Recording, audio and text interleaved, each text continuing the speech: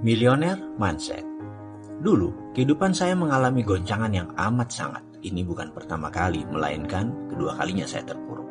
Tapi yang kedua ini sangat dahsyat. Seluruh harta saya hilang dan hutang saya menumpuk. Ketika itu saya masih memiliki beragam bisnis, tetapi dalam masa hampir bersamaan, shit happen alias kesialan beruntun terjadi dalam kehidupan saya. Money changer saya kecurian hingga 2 kali dalam 3 bulan. Kapal, barge, yang saya bertransaksi untuk mengirim barang ke Kelian Equatorial Mining di Kalimantan Timur, karam. Asuransi tidak membayarnya. Pabrik kapur Hydrated Lime yang masih berhutang pada bank kena gempa di Cilengsi. Gempanya memang kecil, tapi meretakkan tungku utama yang harganya mahal.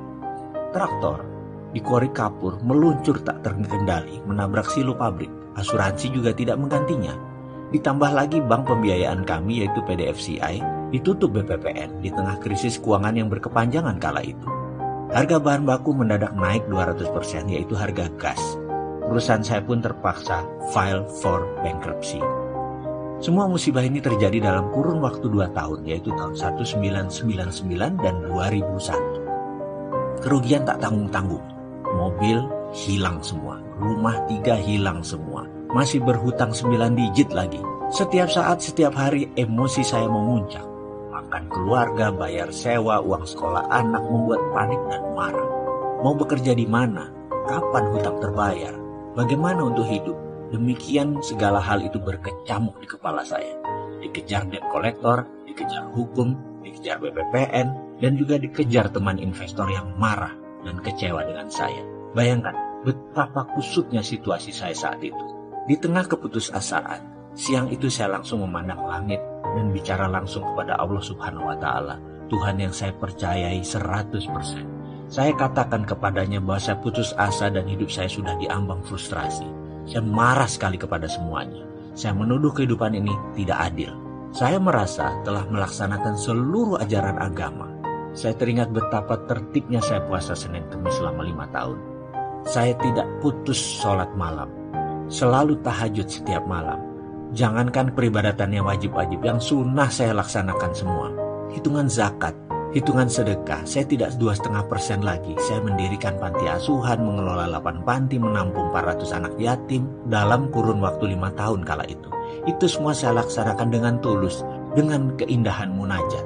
Namun, ketika kebangkrutan beruntun selama 2 tahun tanpa jeda, tanpa belas kasihan terjadi pada saya mempertanyakan, apa bukti ketaatan dengan kenyataan yang saya dapati?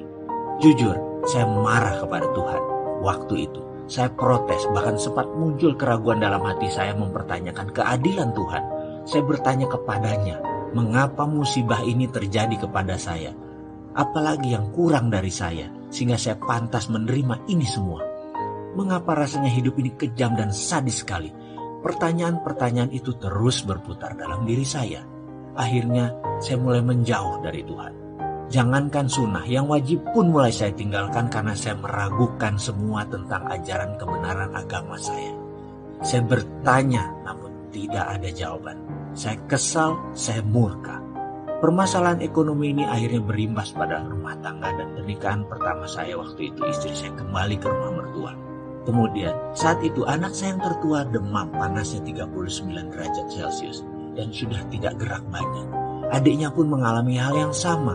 Mereka masih balita, baru 4 tahun dan 2 tahun. Listrik di rumah padam. PLN tidak mampu bayar. Tidak ada makanan, tidak ada uang di tangan. Dan setiap saat ada telepon isinya penagih hutang-hutang saya. Saya berutang pada lebih dari 5 institusi keuangan, lebih dari 60 individu. Dari utang yang berjumlah hanya 1 juta hingga miliaran rupiah. Puncaknya, suatu hari saya ditelepon oleh seorang pemberi hutang yang mungkin sudah muak dengan saya. Dengan kasar dia bilang akan mendatangi rumah saya sore ini dan dia akan tagih dengan apapun risikonya. Kalau tidak bayar, dia akan paksa. Gaya bicaranya sudah seperti preman. Tumpah darah pun dia siap, katanya. Saya tidak ada pilihan, hanya bisa melakukan satu hal. Saya bertahan habis-habisan, saya asah pisau.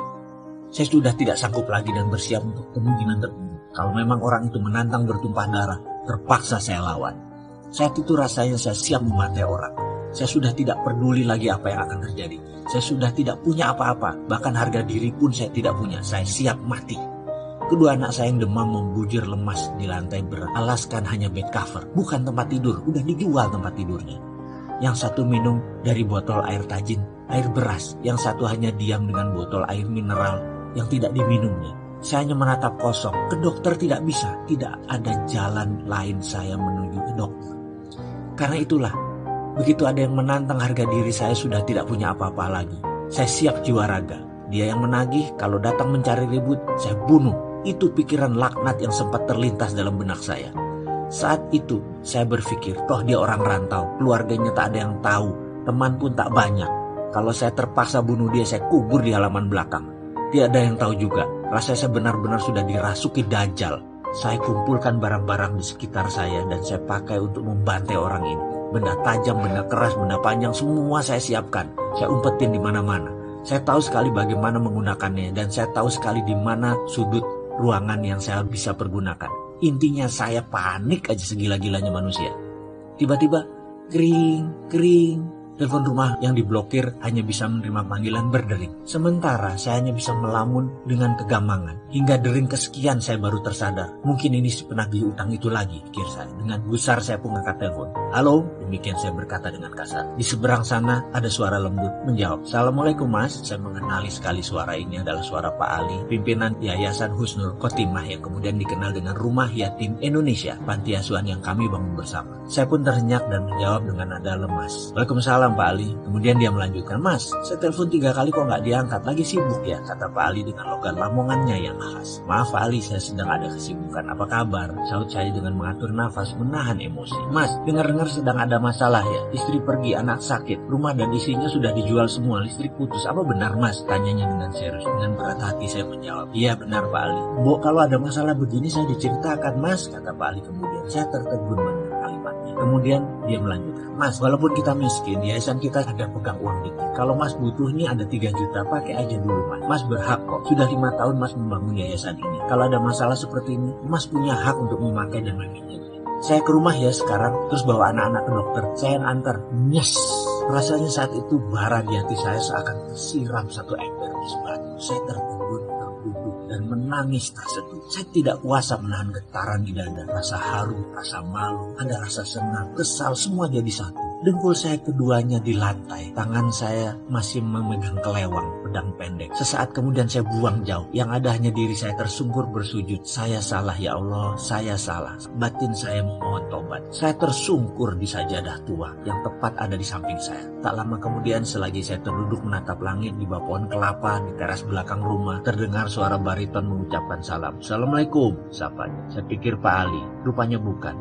Dia rupanya tadi orang yang menagih utang dan menantang saya pun menjawab, Waalaikumsalam. Begini Pak, utang Bapak 10 juta, apa bisa saya ambil sekarang? Saya hanya berkata, anak saya sakit, saya perlu uang untuk biaya anak saya, sebentar lagi ada uang 3 juta datang, terserah mas, mau ambil berapa mas atur. Kalimat itu mengalir tanpa saya rancang. Marah saya sudah hilang, saya pasrah saja. Oh begitu Pak, katanya dengan nada datar. Anak Bapak sakit dua-duanya, yang berbaring di dalam itu ya, katanya sambil menengokkan kepala ke arah ruang tengah. Iya, saya jawab singkat. Oh maaf kalau gitu, saya nggak tahu Pak kalau Bapak anaknya sakit, sebaiknya Bapak urus mereka. Uang saya gampang, saya pamit dulu deh, besok kabari saya Pak, urusan utang gampang, yang penting keluarga dulu. Begitu katanya tanpa basa-basi dan tanpa diduga-duga. Dia pun pamit pergi dan saya masih di posisi kebingungan, lunglai di ujung bangku di bawah pohon. Tubuh saya berkeringat. Saya memaksa diri untuk bangun dan mengikuti dirinya dari belakang sambil memanggilnya. Mas, saya pasti bayar utang saya hanya butuh waktu. Maafkan saya ya mas, kalau saya kasar dan panik, itu kata saya. Ketika dia berbalik badan, saya julurkan tangan saya yang kemudian dia sambut dengan jabatan erat dan senyum di bibirnya. Dia berkata, iya pak, saya juga minta maaf. Saya salah mas, kata saya. Saya berutang tapi tidak berkemampuan. Saya janji mas, saya bayar. Tak lama setelah dia pergi datang Pak Ali dengan kijang tuanya. Tanpa basa-basi langsung saya peluk dia. Pak Ali, sukron, terima kasih, itu kata saya. Ayo ke dokter mas, aku bawa fatur, mas gendong Aska, ajaknya singkat. Setelah 2 tahun dihajar musibah yang merusak keyakinan saya, akhirnya saat itu saya menyadari satu hal. Semua masalah yang saya alami berasal dari diri saya. Hal lain di luar diri saya hanyalah pelengkap. Saya langsung berdoa, maafkan saya ya Allah, ampuni saya. Engkau begitu mulia dan saya selama ini salah memandang. Saya sadar bahwa saya sendirilah yang harus bertanggung jawab dan menyelesaikan semua ini. Saya layak incar sepenuhnya. Maafkan saya yang telah melakukan kekuasaan-Mu ya Allah. Saya memilih berdamai dengan Allah. Saya memilih memulai sesuatu dengan kesadaran penuh untuk mengubah nasib saya. Menulis ulang sejarah hidup saya. Saya mendapatkan semacam pemahaman baru bahwa cara berpikir selama ini tidak bekerja dengan benar. Buktinya saya rugi. Buktinya saya bangkrut. Buktinya semua orang menjauh. Akhirnya saya harus merubah cara pikir saya. Itu ada dalam benak saya. Saya harus berubah. Saya harus kemana dan bagaimana saya mengubahnya? Itu pertanyaannya. Berkali-kali saya bertanya dalam diri saya. Tak lama setelah menjual rumah, saya pindah ke rumah kontrakan yang sepi. Suatu sore, tetangga rumah kontrakan saya pulang kantor. Kaca mobilnya terbuka separuh. Dia rupanya ingin membuang sesuatu, mungkin sampah. Agaknya dia tidak melihat saya berdiri di sisi jalan tersebut. Mungkin karena maghrib pencahayaannya mulai samar. Mungkin juga dia tidak fokus karena mengumpulkan barang yang akan dibuang. Bruk, tiba-tiba segumpal kertas jatuh tepat di kaki saya. Entah mengapa saya tergerak memungutnya dengan tulisan yang berwarna merah mengkilat. Setelah saya membuka lipatannya, saya membaca kertas tersebut, ternyata brosur Millionaire Mindset Training di Australia. Saya merasa aneh dan terkejut. Inikah jawaban doa yang saya panjat? Saya berdiri termenung. Rupanya tetangga saya tadi baru sadar bahwa sampah yang dibuang tadi jatuh di depan saya. Dia pun menghampiri saya. Mas, maaf sekali. Saya nggak lihat, katanya kikuk. Loh, nggak apa-apa. Aku kan hanya ngelamun. Nggak ngeh, aku baru ngeh pas ngeliat brosur itu. Kata saya basa-basi sambil menunjukkan lembaran tersebut. Iya, tadi saya dari kantor, tapi sepertinya nggak mungkin saya ke sana. Bukannya nggak butuh jadi orang kaya, tapi harganya itu loh. Seminggu di sana 30 juta. Mending buat modal, katanya mengurai. Saya hanya mengangguk-mengangguk sambil tersenyum. Saya pamit Pak Sarif, kata saya. Iya Pak, maaf ya, tadi benar-benar nggak sengaja, katanya. Sungguh-sungguh. Nggak apa-apa bos, santai aja, jawab saya kemudian. Setelah itu, saya langsung sibuk berpikir, di mana saya cari uang 30 juta? Belum lagi uang untuk sanggup keluarga di rumah sementara saya pergi. Yang jelas saya sudah tekad untuk berubah. Saya bertekad untuk berubah dan melihat ini sebagai solusinya. Saya percaya itu. Singkat cerita, harta terakhir saya yaitu motor Tiger, mesin jahit, dan beberapa barang keluarga saya jual. Saya nekat terbang ke negeri Kangguru. Saya menginginkan ilmu tersebut. Saya pun berangkat untuk mengikuti Millionaire Mindset Training di sana dengan harapan bisa menerapkan untuk memperbaiki kondisi hidup saya. Kira-kira sebulan setelah kembali dari pelatihan selama 7 hari tersebut, ternyata tidak ada perubahan apa-apa dalam perjalanan kehidupan saya. Saya masih menganggap bahwa apa yang saya pelajari itu aneh dan gak kena di logika. Mek ngono tok, apa iyo? Itu saya berkali-kali bilang, masa begitu sih? Emang gitu? Itu saya selalu membatin. Memang benar, saya meragukan dan saya menganalisa, mencoba mengurai maksud dari pelatihan tersebut. Tapi saya lelah, keadaan saya begitu-begitu saja. Saya belum bisa dapat uang lagi, saya belum bisa melunasi tunggakan hutang. Saya belum bisa merubah nasib saya. Apakah saya harus belajar lagi? Saya mencoba mengingat mundur pengalaman hidup saya. Semua itu terjadi di usia 28 tahun. Benar, saya merasa seakan berjalan di jalan bebas hambatan. Semua mudah, semua gampang. Pada saat itu saya bahkan menggampangi proses. Namun saat ini justru proseslah merupakan hal yang paling saya hormati. Barulah sejak di usia 28 tahunan kehidupan saya mengalami pasang surut yang luar biasa. Baik dari masalah pribadi, masalah spiritual, ketuhanan, masalah rumah tangga, masalah parenting, masalah keuangan. Dikala saya berpikir laut itu berair tenang, saya memilih mengangkat jangkar dan mengembangkan layar ke sebuah tujuan yang pasti, yaitu ingin sukses. Dengan tujuan yang hanya satu arah, yaitu ke depan. Sebuah kesombongan yang saya bayar sangat mahal, sangat melelahkan. Penuh duka, air mata, dan keringat. Ternyata laut di depan tidak semanis gelombang di pantai. Di dalam perjalanan, ombak besar, angin kencang, bahan bakar kurang, sumber daya terbatas. Satu hal yang saya lupa, saya tidak bawa kompas penunjuk arah. Dalam artian, saya mengarungi samudera tanpa ilmu, tanpa petunjuk, tanpa pembimbing. Bentang-bentang saya punya glory from the past, kisah sukses masa lalu. Saya merasa bisa melakukan apapun. Bayangin, di usia 26 tahun saya menjadi milioner. Milion-milion uang ada di kantor saya. Masih muda, tapi dalam 28 tahun semua berbeda. Dalam 30 tahun mendadak semua bergeser. Itulah biang masalah saya di masa depannya sejak keputusan saya mengarungi samudera. Hingga sampailah saya ke titik di mana kapal saya akhirnya karam di dasar samudera. Sementara badan saya terdampar di pulau kecil sendirian dengan kebutuhan dasar seadanya. Saya hanya diam, merata pun tidak bisa, air mata habis, tenaga tak punya, yang ada hanya nafas di badan. Itu pun setiap tarikan nafas terasa sesak, seakan-akan dada ini mau meledak karena terisi oleh rasa kesal, lelah, marah, dan kecewa. Karena itu, Ketika saya memutuskan untuk berubah, artinya saya tidak mau melakukan semuanya dengan cara yang sama seperti masa lalu. Saya harus melakukan dengan cara yang berbeda. Karena itulah saya memutuskan bahwa saya harus berilmu agar saya memiliki platform atau pondasi baru, terutama cara saya berpikir. Ibaratnya, saya bukan hanya perlu belajar dan menginstall software baru, tapi OS atau operating systemnya harus saya riset untuk bisa tergabung dan terhubung dengan software tersebut. Sederhananya begini, jika otak kita yang berkemampuan maha dahsyat ini adalah hardware pemberian Tuhan, softwarenya kita sendiri yang pasang. Sebut saja software sukses, software sehat, software bahagia, itu semua manusia yang install. Jadi hardwarenya memang pemberian Tuhan, tapi softwarenya manusia yang pasang. Mungkin banyak sahabat yang menonton video ini akan berkerut kening ketika saya membawa hal seperti ini, tapi coba saya berikan ilustrasi. Seorang anak yang hidupnya dikritik, dimarahi, ditekan, dipaksa, diharuskan, dibatasi, dilarang, dimaki, dan dihina akan membuat dirinya tumbuh sebagai pribadi yang peragu, pemarah, dan pendendam. Bandingkan dengan anak yang tumbuh dengan didorong, dipuji, disayangi, diperhatikan, didukung, dan dikelilingi suasana penuh canda tawa, sang anak akan memiliki platform hidup lebih ringan, lebih fun,